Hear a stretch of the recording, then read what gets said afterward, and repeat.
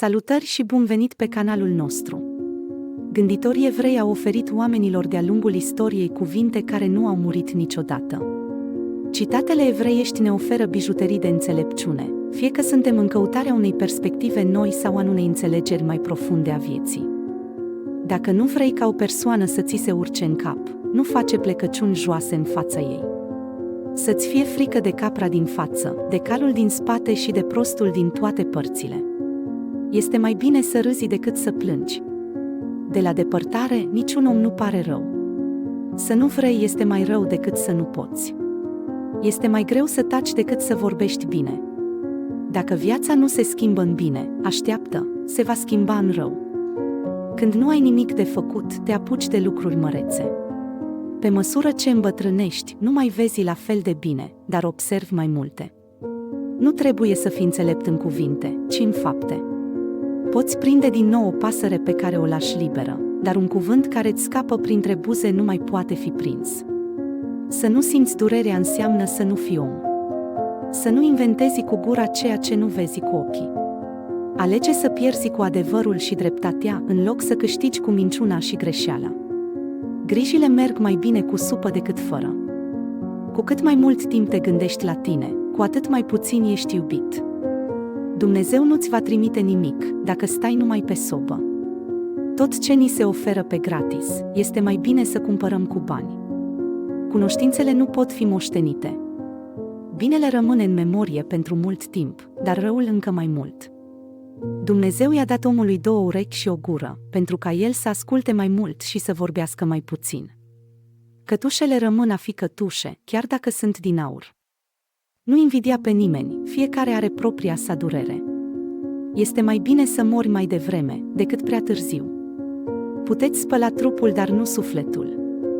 Dacă dragostea s-a sfârșit, înseamnă că nici nu s-a început. Omul trebuie să trăiască cel puțin, din interes. Dumnezeu apără săracii, cel puțin de păcatele costisitoare. Dacă caritatea nu ar costa nimic, toți ar fi filantropi. Prostănacul, dacă ascultă, învață mai mult ca deșteptul care vorbește. Părinții învață copiii să vorbească.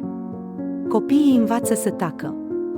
Din depărtare toți oamenii sunt buni. Posibil ouăle sunt mult mai deștepte decât găinile, dar ele repede putrezesc. Cu bani nu e atât de bine, cum fără ei rău. 10 justificări sunt mai puțin convingătoare ca una singură. Mai bine o bodegă proprie, decât o firmă mare străină. Vizita unui prieten e asemănător ploii, îl rugăm să vină și îl blestemăm dacă rămâne mult. Pe un tron și prostul e împărat. Cât de dulce nu ar fi iubirea, compot din ea nu vei face. Un ginere bun este ca și cum ai avea un fiu nou, unul rău este precum ți-ai pierdut fiica. Mai întâi repară-t pe tine însuți, apoi repară-i pe ceilalți. Un adevăr pe jumătate este o minciună completă. O persoană își face griji în privința trecutului, se frământă din cauza prezentului și se teme de viitor. Toate lucrurile cresc odată cu timpul, mai puțin suferința. Nu vinde soarele ca să cumperi o lumânare. El, cel care se roagă pentru aproapele lui, va fi auzit pentru el însuși. Dumnezeu nu a putut fi peste tot, așa că a creat mamele. Precum faci, așa ți se va face. Când înveți pe altul, înveți la rândul tău. Ceea ce ai nu îți dorești, ceea ce îți dorești nu ai. Un om de treabă cu toată lumea nu este prieten bun cu nimeni. Împotriva prostiei, Dumnezeu însuși este neputincios. Când înțeleptul devine furios, înțelepciunea e de prisos.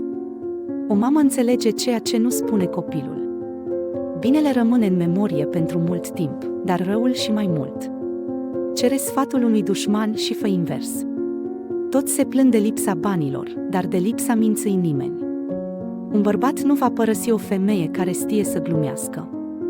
El, cel care se roagă pentru aproapele lui, va fi auzit pentru el însuși. Copiii mici nu te lasă să dormi. Copiii mari nu te lasă să te odihnești. Viața este cea mai mare afacere.